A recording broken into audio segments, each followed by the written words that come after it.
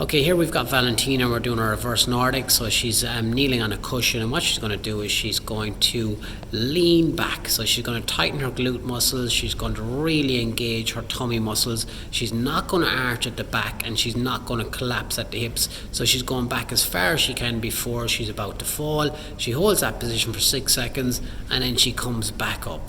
So she gets back into that normal position.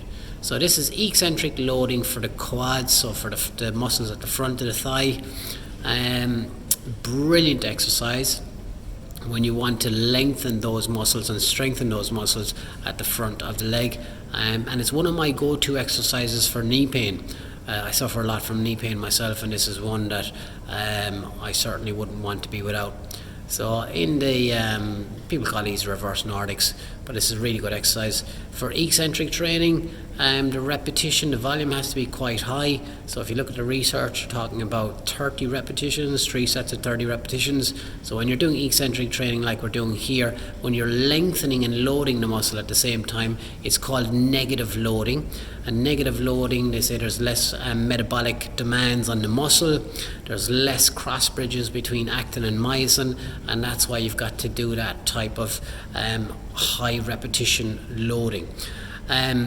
Great for building muscle. So building muscle is called hypertrophy. So that's another one if you're looking to build that. There's a big demand on the rectus femoris. So this is one of the muscles that we struggle to load. So if you're squatting, you get concurrent hip flexion and knee flexion, which means that you don't get to lengthen the rectus femoris, because that's a muscle that crosses 2 joints, so it's biarticular, crosses the hip and the knee, and because of that, it's one of those muscles that's really difficult to eccentrically load, to lengthen and load at the same time. So this reverse Nordic is an excellent one to do.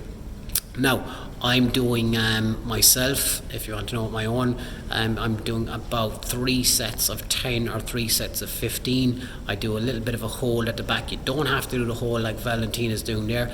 You don't have to go as far back, so you can kind of nuance or modify the exercise to where you're at. You might start off with a couple of repetitions and move from there. The big key points here are don't arch the back, don't collapse at the hips, try and keep that body as straight, and it is normal to feel that absolute burn through the quads, almost like it's going to snap in a way.